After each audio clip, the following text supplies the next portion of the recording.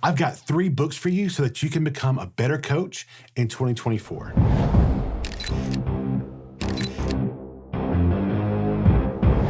You know, one of the best things for me when it comes to the new year, which, look, I know I'm a little late, is making what we call resolutions. I've stopped making resolutions because I never stick to any of them. Instead, I prefer to make goals for the new year. And one of the top goals that I hear a lot of people make is they want to read more. So I've got 3 incredible books for you. And these aren't just any books. They're game changers, especially for coaches. And can I tell you a secret? Come here.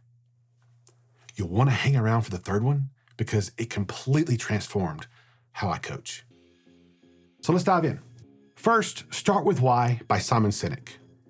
This book is really special, and it's not just for the business world. It's super helpful for us coaches, especially when it comes to cheer. Simon Sinek asks a big question that makes us think, why do we do what we do? And as coaches, we need to really think about our why. Is it because we want to inspire kids to make your team feel like a family? This why is like your guide and the center of how you coach. Sinek's big idea is that people get more excited about why you do something than what you actually do.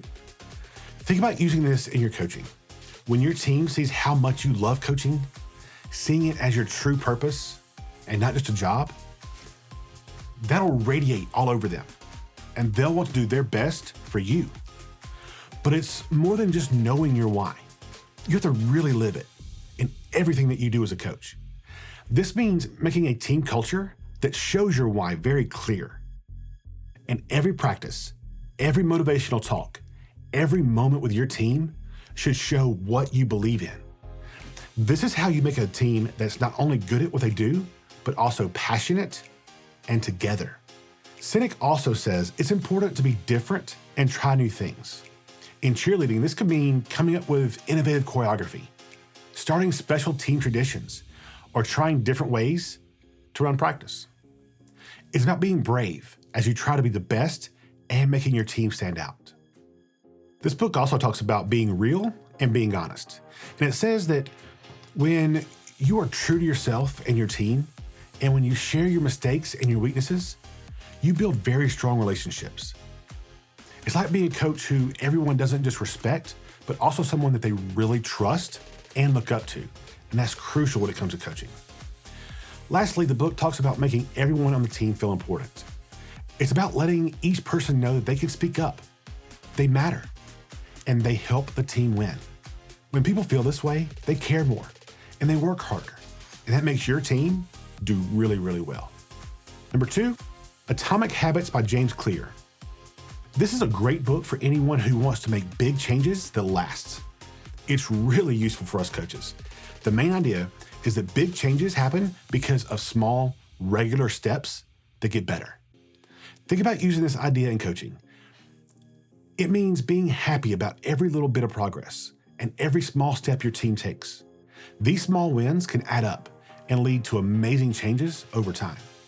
Clear gives a simple way to start good habits. Make them clear, fun, simple, and rewarding. Make goals that your team can reach. Make practice fun. Keep routines easy to follow. And always say something nice right away when someone does something well. To stop bad habits, Clear says to do the opposite. Make them hard to see, not fun, hard to do, and not rewarding. This can mean keeping distractions away from practice, dealing with team problems directly, and making it less fun or even harder to do the things that don't help the team. The book also talks about how important the place that you're in is important for starting good habits. As a coach, you can set up where you practice and when you practice to help good habits grow. Make sure your practice area helps your team do well, with everything they need close by and not many things there that can distract them. Habit stacking is a cool idea from Clear.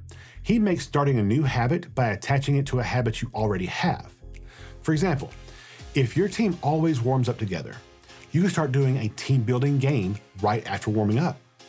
Connecting that new habit to the old one makes it easier and more normal to start doing the new thing. A big lesson from Atomic Habits is that our habits are a big part of who we are. Tell your athletes to think of themselves as very disciplined and dedicated. When they really believe that they're great athletes, the habits that make someone a great cheerleader will come naturally to them. Number 3, Win the Locker Room First by John Gordon and Mike Smith. This is a book about what makes a team's heart and spirit. It's culture. The authors talk about how important it is to have a happy and supportive place for the team. For cheer coaches, this means making a place where every cheerleader feels important, respected, and a big part of a big family. It's about being happy for each person's wins, but also showing how those wins can help the whole team. Communication is a big part of the book. The writers say it's very important to talk clearly, truthfully, and all the time. This is super important for you as a coach. When you're teaching a new dance or giving advice, you have to be clear and kind.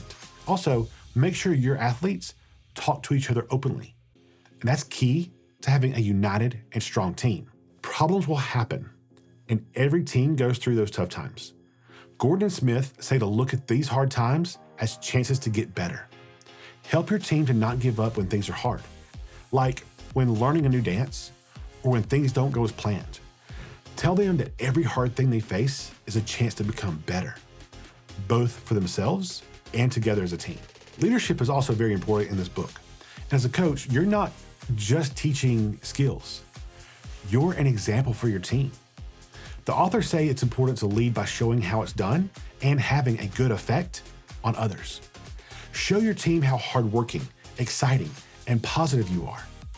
The way you act can really encourage and push your athletes to do their best. Making trusting and close friendships is also very important. The authors say that it's key to really get to know each person on the team. Spend time learning about what each athlete is good at. What do they find hard? And what they dream of doing in the long run. Knowing your team well not only helps you coach better, but also makes the team closer and more supportive of each other. So to sum up, Win the Locker Room First isn't just about winning competitions. It's about creating a team that supports and cares for each other.